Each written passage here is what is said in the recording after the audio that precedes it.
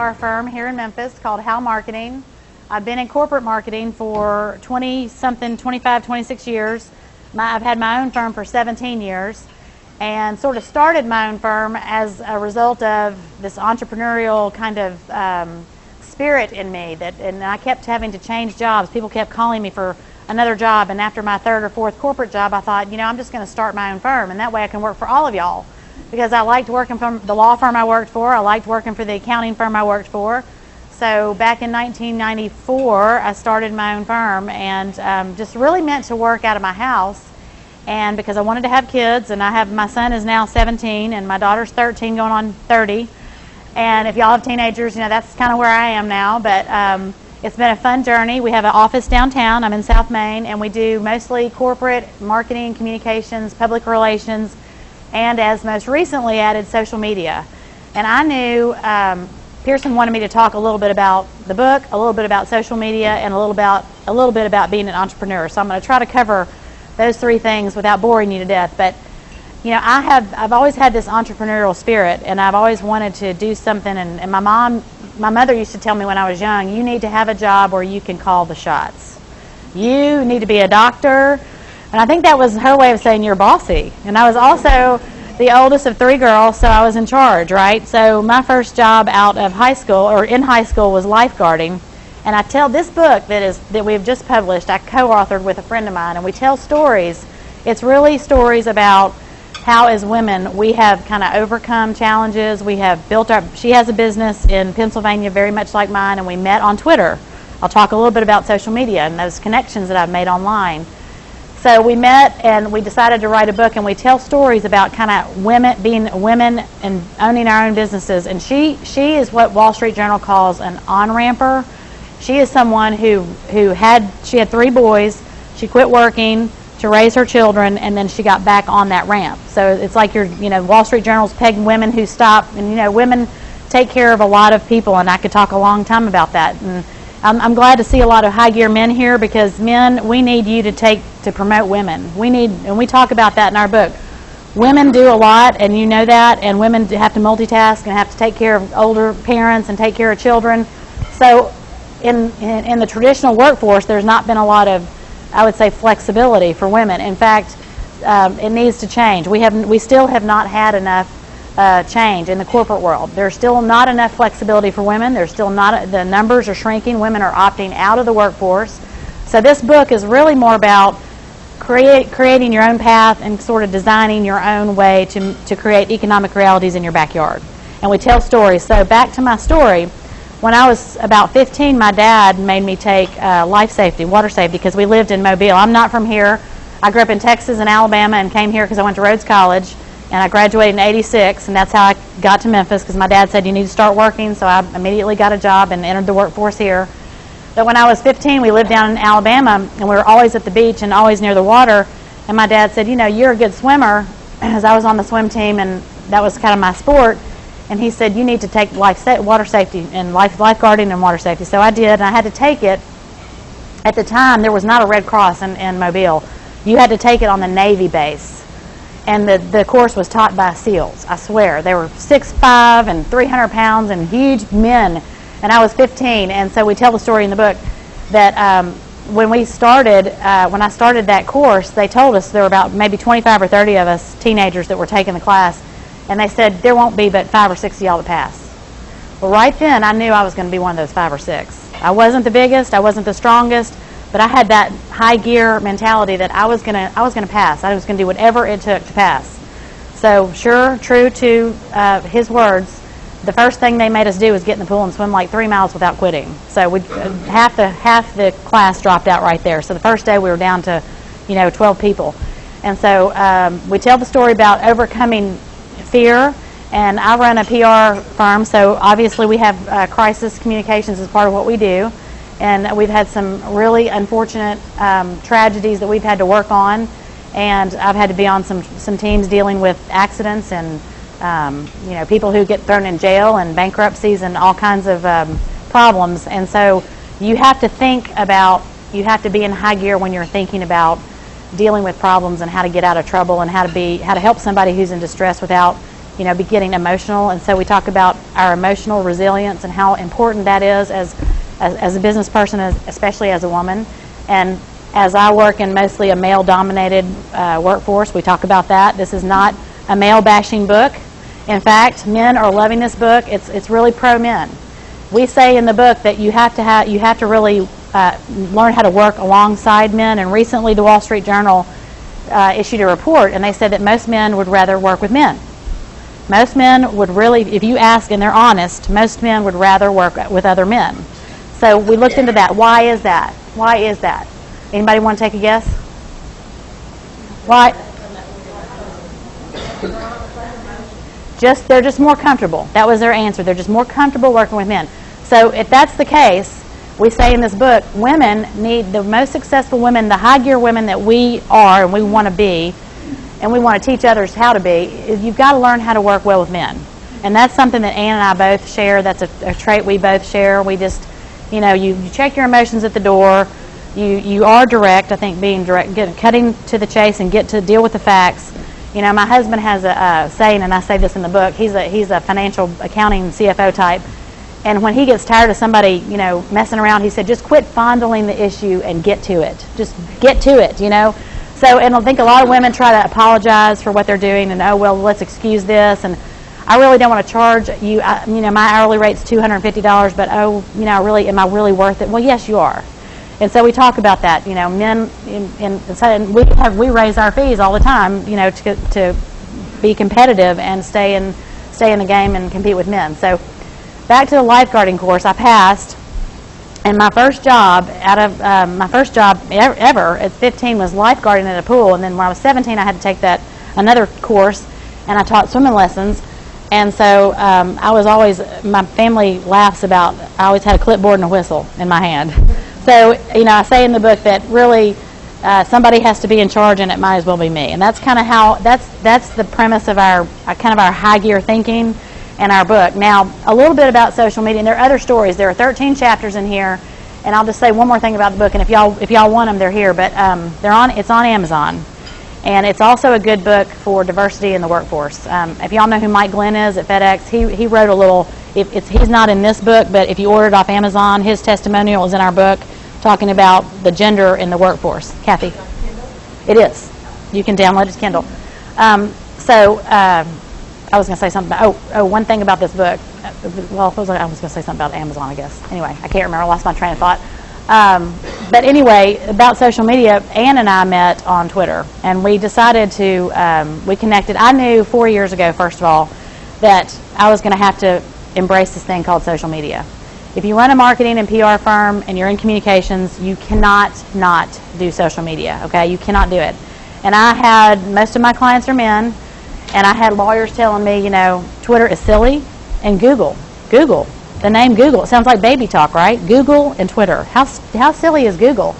Well, Google is one of the largest, it's going to take over the world. So if you think about Twitter, 4 years ago, I knew I had to get on, and maybe longer than that. I think I got on in 2009. And I knew that it was the tripwire for news, okay? I knew that Twitter was how news was breaking, okay? Does everybody remember the pilot that landed the plane safely in the, lake and, Hudson River? That picture with all the people standing on the wing, where'd that picture come from? It was on the front page of every newspaper, right? That was a tweet. If you look back, and that person that tweeted the first, so anything that happens, anytime news breaks, it's going to happen on Twitter. You're going to see it first. So Twitter has become a really important searchable communication, information sharing tool for our firm. And we are working with all of our clients, and you have to have a strategy for what you're going to use it for. You're going to have, a policy for how you're going to use it. You're going to have to train people on how to use it. And so social media is sort of a broad term. And I do presentations all the time on social media. In fact, I spoke to the Oakland Chamber yesterday, and they wanted me to talk just about social media. And thankfully it's not as new as it was, because now people are saying, oh yeah, we get it. And people thought I was crazy 4 years ago when I was saying, you need to be on Twitter. They're like, what are you talking about? And my friends, I'm not that young. My friends my age don't do Twitter. They don't understand it. It mortifies my children that I'm on Twitter. They're like, oh mom, But I have 34,000 followers on Twitter. I talk to some of the most important people in the country. I talk with other authors on Twitter. I have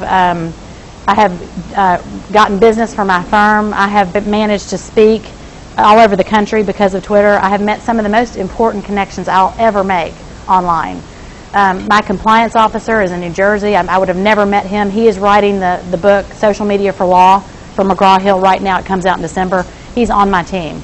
He's been engaged by my firm when we used to work for Pinnacle Airlines, and Kathy Kelly's here. Joe Williams was one of the people that I worked with on a daily basis, and we're going to miss him, and I just love him so much. So glad you're here, and I'm so sorry he couldn't be. But you know, we got Glenn Gilmore in here from New Jersey to talk to us about compliance, and this is kind of funny. I'd convinced Joe that Pinnacle needed social media policy. And the thing about social media is you want to build your tribe before you need it, okay? You want to build your tribe before you need it. That's if you can walk out of here with one thing, because if something bad happens to you and you don't have your digital footprint, you don't have a digital footprint, what's going to happen? Anybody? What's going to happen?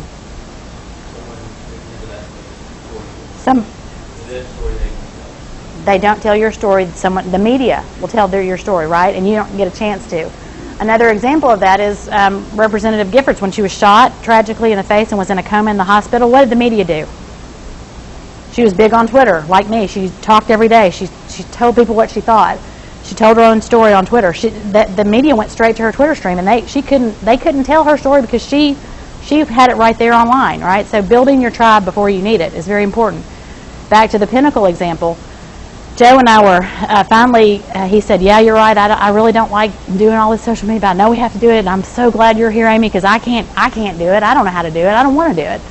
And I said, Joe, you shouldn't have to. You know, there are people that can do it for you, so let's build the strategy. So we got Glenn Gilmore here from New Jersey, and he walks in, and, okay, now the people that I have to work with are HR, all the lawyers, and let me tell you, the lawyers have something to say.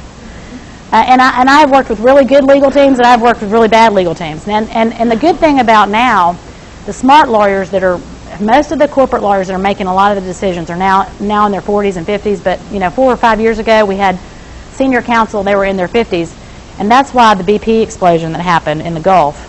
The legal counsel they didn't understand social media. They didn't have anybody on that really got it. So they had a really bad time managing their story, but.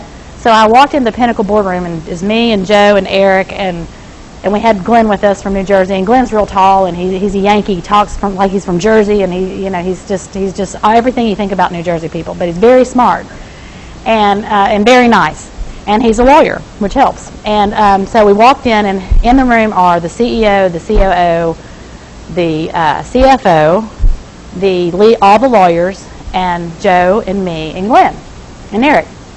The communication people. And so the lawyers immediately, they're sitting like this, they don't want to hear it. So we start our presentation, right? And we're there to try to encourage everybody to get on board. And so we start our presentation, and you can just tell body language. They're just like rolling their eyes and looking around, they're looking at their phones. They're doing everything they can to just tell us that they're not interested in any of this. And so one of the attorneys said, we just can't do this. We didn't even understand it. We're just not doing this. Is a waste of our time. And so Glenn says, well, let's talk about what's already online out there about Pinnacle. Let's talk about what's out there. And he proceeds to open his briefcase and pull off printed copies of all this proprietary information, all this stuff that's out there that the lawyers thought was proprietary. And they were like, and look at these people that are talking about us. Look at what they're saying.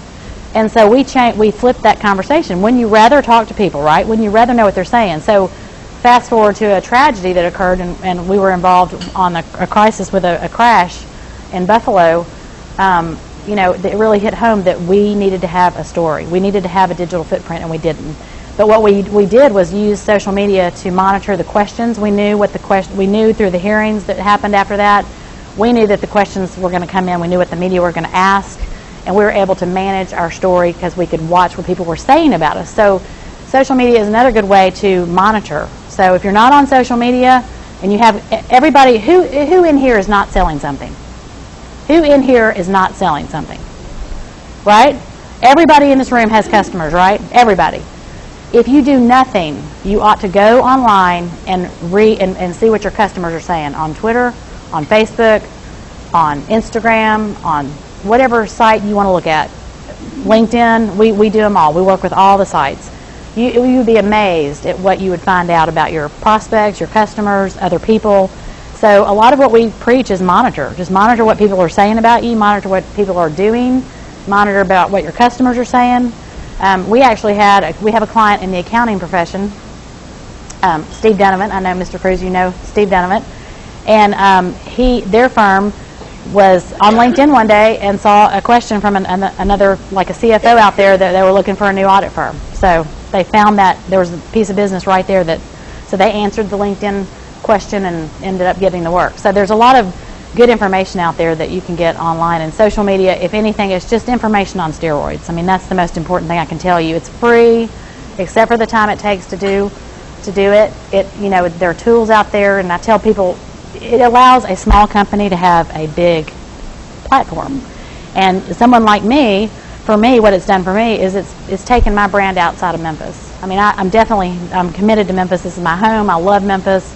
But I'm doing so much more outside of Memphis, and it's great for me because if your little world of where you compete is just right here, imagine taking that and drawing a bigger circle around that geography and think about the opportunities that are out there. So for me, I've just made these meaningful connections, and we talk about that in the book. There's a chapter about a couple of things that have happened to me that have just been remarkable, and people read the book and they go, "Oh, okay, I get it now. I didn't get it, but I get it now." So my parents were like, "Wait, you're meeting with some attorney you met online?" I'm like, "Yes, I am." And I do also teach. Lately I've been teaching junior high. It's not too early to start. I taught a course at MUS, like a PowerPoint presentation, the top 10 things not to post online, and I taught the 6th graders that and the 7th graders at MUS, and the parents called the headmaster, Mr. Smythe, and said, "What did she say to them? Because we want to hear it." So I had to come back and tell the parents the same thing. So I'm good about trying to teach. I think we all have to teach our teenagers and our middle school kids what to post and not post online, and we go through that. Most people in this room would know what to post and what not to post. But I tell businesses who try to employ social media people, just because you're tech savvy does not mean that you're business savvy. Yes.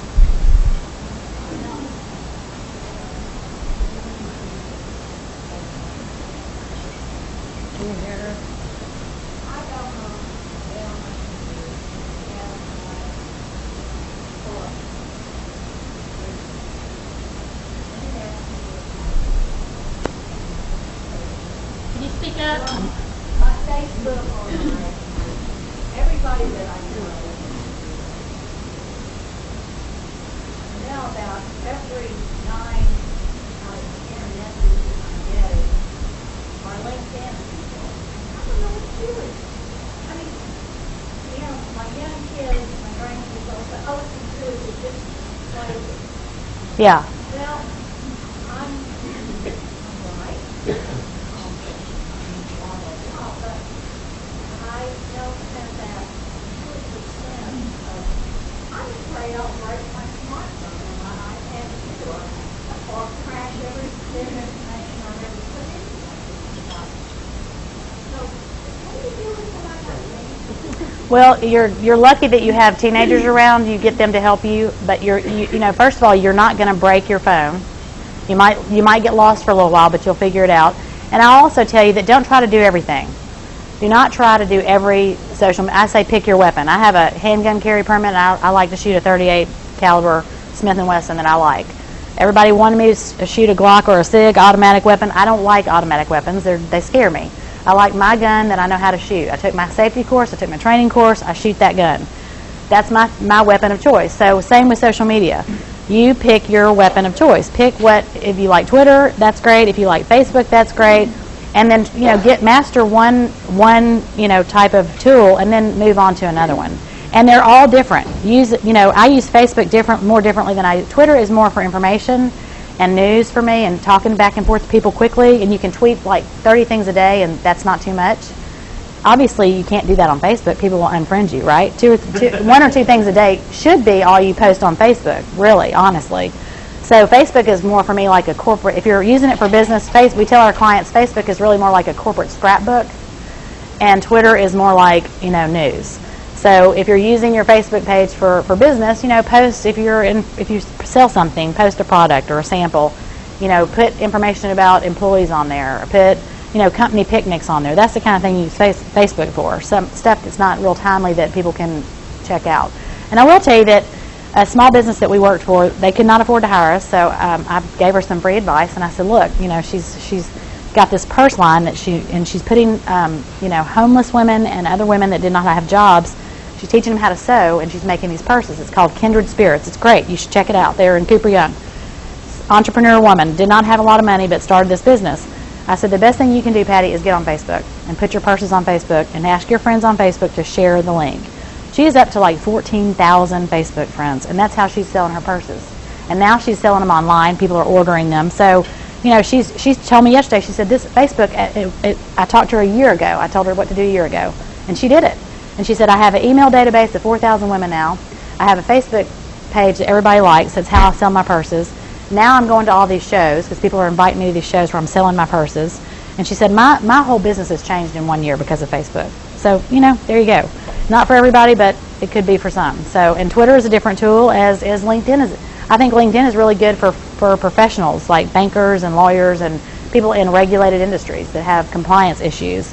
I think LinkedIn is a great way to connect with people. And what I do for LinkedIn, and I probably shouldn't tell you all this, I really don't like Facebook, but I'm on it. But LinkedIn, I'm really bad about, I don't have a strategy, and I should, so don't go out and tell everybody I said that, but I don't. I just accept people who find me. My strategy for LinkedIn, because my social media tool for choice is Twitter. I like it. I just like Twitter. So LinkedIn, I just accept people that, find me. But on every tool, you got to claim your space, right? You don't want, if you're Amy Howell or How Marketing, I don't want How Marketing someone else to get my LinkedIn page. I don't want, so I on every site I went and built my profile and claimed my space so that people could find me. So I have now like 700 or 800 LinkedIn connections, and that's just by people finding me. And it's funny, it's the same people I would probably reach out to. So all I had to do is accept them and post. I do post. My blog goes to my LinkedIn. Everything I put on my blog goes to LinkedIn. That's really all I do with LinkedIn. So I've got, I don't know how many emails that I have not accepted because I don't know them. Yeah, look at it's kind of the rule of thumb is to go ahead and accept them. I mean, unless you're going to be posting, I think Facebook ought to be a little more private because that's friends and stuff, but LinkedIn is really more of a business tool. So kind of the rule of thumb for LinkedIn is if they're not salespeople from Asia, go ahead and accept them. I mean, some people you get is like, I get tons of students that want to connect with me, and I'm fine with that. I accept it. They probably want jobs or whatever, but I just feel like the more people that you have connected to you, you never know. And the other thing I'll say, this is important. If you don't like people, you're not going to really like social media. So don't use it. If you don't like people and you don't like being with people, social media may not be for you, okay? And that's okay.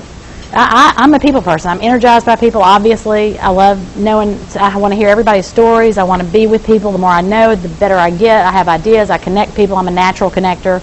I can't tell you how many people I've found jobs for. I mean, probably 100 people. And I don't run an employment service. I just connect people. So for me, social media is like, it just gives me that opportunity on steroids, right?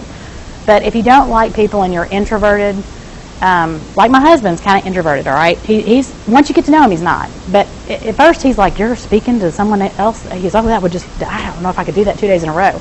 And I'm like, oh, it's fine. I'm talking to all these people. But he is, once he gets in front of someone, he's fine. But it's not like his personality to go out there and network like mine. So, but he likes LinkedIn because he's like, oh, I can connect with all these people behind the computer. And I'm like, Jim, that's good. But now you need to take this next step. Pick up the phone and call them, right? So how did I get with Glenn Gilmore to be, how did we get this relationship, this business relationship we have going on? Well, after tweeting to him back and forth and checking him out, I picked up the phone and called him. And I said, I may need your services.